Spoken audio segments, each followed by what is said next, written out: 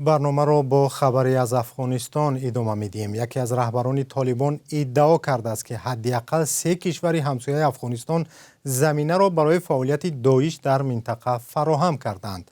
به قول تحلیلگران منظور امیرخان متقی وزیر امور خارجه طالبان ظاهراً پاکستان و ایران و تاجیکستان است. همکارم میرزانبی خالقزاد این خبر را پیگیری کرد و حالا در استودیو با ماست. میرزانبی، اول درباره جزئیات این بیانیه بحث برانگیز طالبان میگفتید. سلام مامین و بینندگان ارجمند.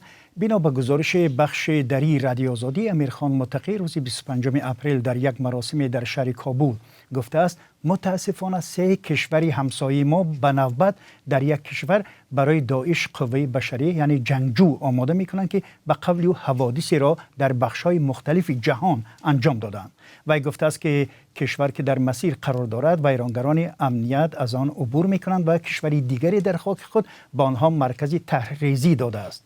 در واقع این نماینده طالبان از هیچ کشور نام نبرد، اما حکمت الله اعظمی پژوهشگر در مرکز مطالعات صلح و جنگ گفت که اشاره وزیر طالبان به پاکستان، ایران و احتمالاً تاجیکستان است. او به همکاران ما در رادیوی افغانستان آزاد گفت چون بیشتری اعضای داعش پاکستانی ها هستند و ایران یک راه ترانزیتی جنگجویان داعش به کشورهای خاورمیانه می باشد.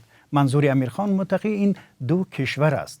سوم، و قبل حکمت الله اعظمی می تواند همسایه دیگری افغانستان تاجیکستان باشد، چون سالهای اخیر تعداد بیشتری از شهروندان کشور به صف داعش پیوستند.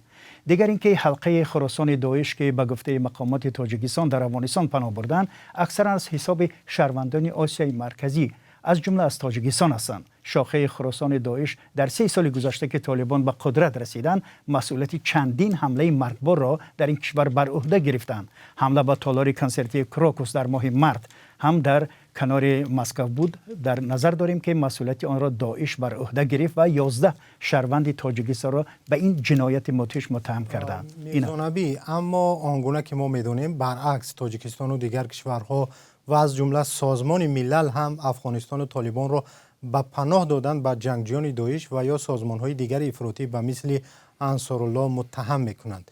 وزیر امور خارجه طالبان آیا این مسئله را شرح نداده است؟ ببینید، وزیر امور خارجه طالبان ادعا کرده است که داعش در افغانستان پناهگاه ندارد.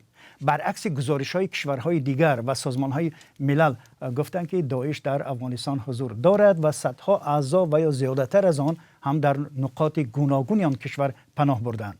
سازمان پیمان امنیت دست جمعی که تاجیکستان هم عضو آن است در گذشته گفته است که تا 4000 نفر از جنگجویان داعش در آن طرف مرز تاجیکستان یعنی در افغانستان پناه بردند و برای امنیت کشورهای منطقه خطر ایجاد می‌کنند. حسین امیر عبداللهیان وزیر امور خارجه ایران هم سال گذشته گفت که رهبران و جنگجویان مهم داعش از عراق و سوریه و لیبیا به افغانستان رفتند.